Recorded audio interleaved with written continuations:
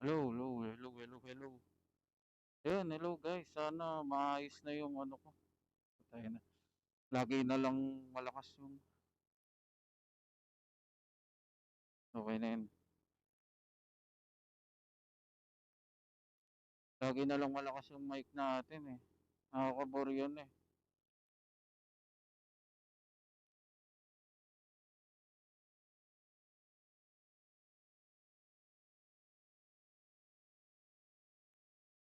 So, ito ngayon, rides.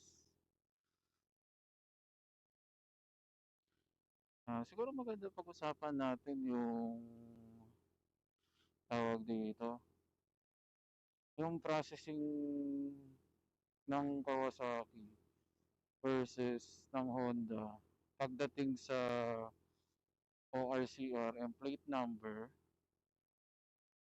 So, based on my own experience, sabi ko lang masabili si Kawasaki.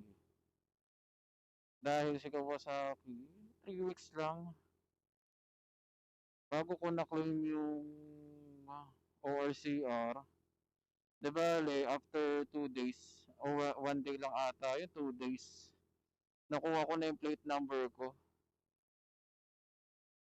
3 weeks lang yun So, 2 weeks, meron na akong soft copy. Pero since di ko pa naman ginagamit si C1, third week ko na kinlim. Sabi ko, isabay ko na sa plaka. So, yun, nakuha ko naman 3 weeks. Ang compared kay Honda, si Honda, ngayon, soft copy pa lang ang napoprovide sa amin. Which is hindi ko maintindihan bakit ganun katagal.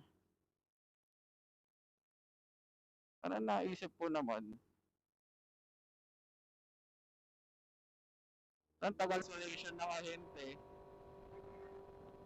tatagal pa daw ng ilang buwan yan dahil ang magkiklaim ng plaka ay si Honda Batangas, which is yung planta.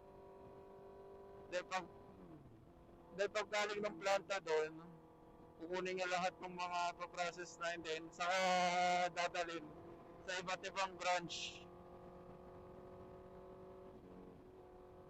Kaya kahit meron ka ng papers, kahit meron ka ng original na ORCR and then plate number, talagang matatagalan. Kasi hindi naman natin masasabi kapag kapunta mo doon, papakuha ng Batangas, may sarili silang process. Tapos kapag papunta ng Paranaque o ibang Hondang agency, may process ulit, di ba?